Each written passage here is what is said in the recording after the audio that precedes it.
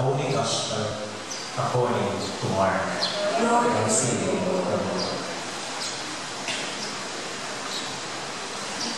The Spirit drove Jesus out into the desert, and he remained in the desert for 40 days, tempted by Satan.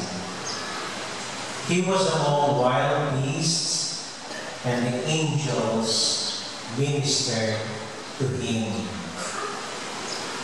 After John had been arrested, Jesus came to Galilee proclaiming the gospel of God.